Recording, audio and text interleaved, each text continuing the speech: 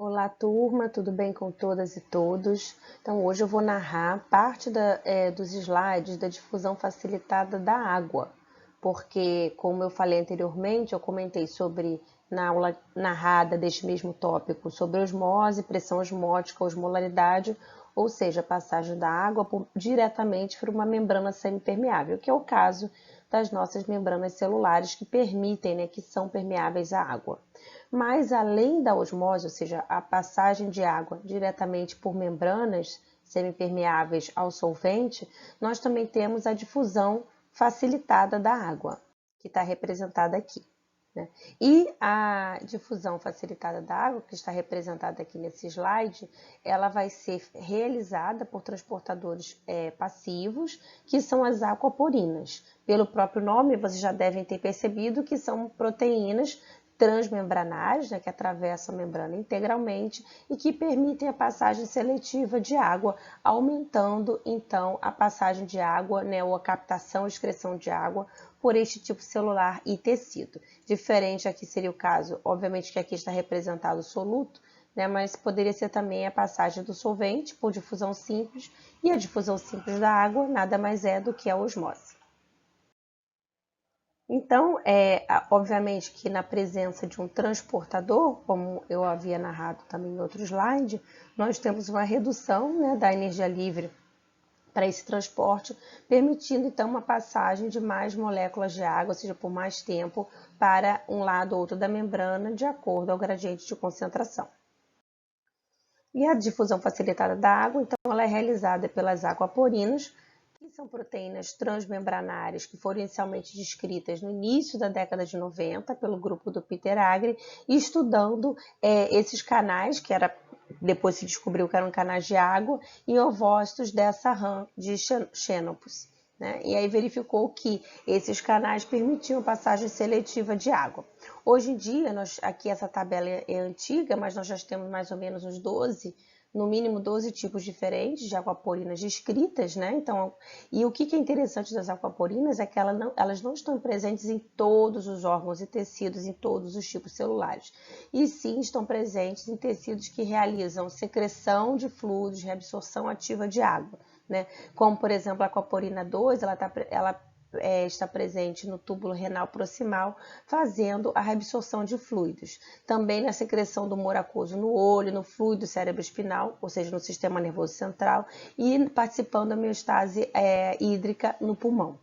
A aquaporina 2 é bastante interessante porque mutações nessa aquaporina estão relacionadas a um tipo de diabetes que é chamado de diabetes insípidos nefrogênico, né? Porque insípido, né? Porque esse diabetes, a urina, ela não é doce que nem o diabetes mellitus ou mellitus, né? E ela, na verdade, ocorre porque o paciente ele excreta quantidades enormes de água na urina, né? Ou seja, uma urina muito diluída, por causa de mutações dessa aquaporina 2, que faz a permeabilidade renal no duto coletor renal. Ou seja, ela para de recaptar água, já que uma vez que a gente não excreta toda a água que a gente ingere na urina, né? Nossa urina é concentrada, e aí nós teríamos uma urina diluída. A aquaporina 3 ela tem sido usada como alvo farmacológico também para dermocosméticos, então ela participa de retenção de água no duto coletor renal, e a aquaporina 3 ela não transporta somente água, então tem aquaporinas que transportam o que são as chamadas de aquagliceroporinas, que transportam glicerol, né, que é um álcool de 3 carbonos. A aquaporina 4 está presente no sistema nervoso central, ou seja, participa de regulação de edema cerebral. A aquaporina 5 participa da secreção de fluidos nas glândulas salivares, lacrimais e no epitélio alveolar do pulmão.